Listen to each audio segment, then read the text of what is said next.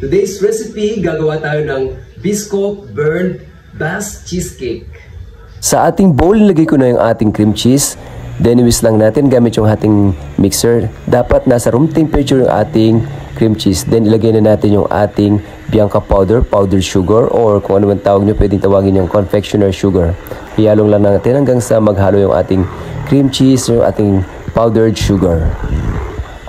Then, i-boost na natin yung ating cream or heavy cream. Kung napansin nyo, ayaw umandar ng ating hand mixer, kaya ginamitan ko siya ng whisk. Yan, lagyan na natin yung ating itlog. Ang paglalagay ng itlog is gradual or para, ayan, one by one, para mag-incorporate mabuti yung ating egg sa ating mixture.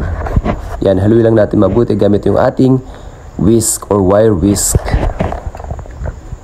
Inuulit ko yung paglalagay ng itlog ay one by one para mag-incorporate na mabuti sa ating mixture. By the way, yung paglalagay ng sugar, depende na lang sa inyo. Pwede nyong dagdagan or bawasan. Depende sa inyong panlasa or tamis ng inyong cheesecake. Ito yung ating non-stick baking pan. Yan, removable bottom. I-ready na natin. Tapos, ilagay na natin yung ating parchment paper. Ilagay lang natin maayos yung ating parchment paper. Tapos, ilagay na natin yung ating cream cheese mixture. Yan, ibuslat natin mga ka-chefy. Preheat muna natin yung oven bago natin isalang yung ating cheesecake mixture. Itaktak natin para magpantay. Then, isalang na natin yung ating cheesecake mixture. It takes 45 minutes para maluto yung ating cheesecake. After 45 minutes, luto na yung ating cheesecake. Bali, niluto ko pala siya ng 25 minutes for 200 degrees Celsius.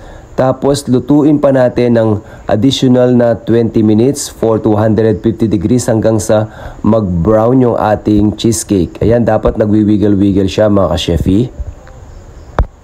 Stay lang natin sa room temperature for almost 3 hours or hanggang sa lumamig yung ating cheesecake. Yan, tapos yan mold nang natin. Ilagay lang natin dyan mga ka-chefy. Tapos ilagay na natin yung ating Biscoff. Yan yung ating Biscoff. Ilagay natin yung ating topping. Spread lang natin sa ating cheesecake. Yan, ayusin lang natin mga ka-chefy para presentable. Yan, pag maayos na yung ating Biscoff spread, yan, ilagay na natin yung ating crumbs. Yan yung ating sugar, crumbs, and butter. Yan, depende na lang sa inyo kung gaano karaming lalagay nyo dyan mga ka-chefy. Tapos, lagyan na natin yung ating lotus biscuit. Yan, para may garnish yung ating cheesecake. Ready to serve na yung ating Biscoff Burnt Bass Cheesecake. Ayan, mas maganda pa dyan kung i-chiller mo siya ng 3 hours bago nyo i-serve. Mekeni, manyaman, manganta na po. Thank you for watching.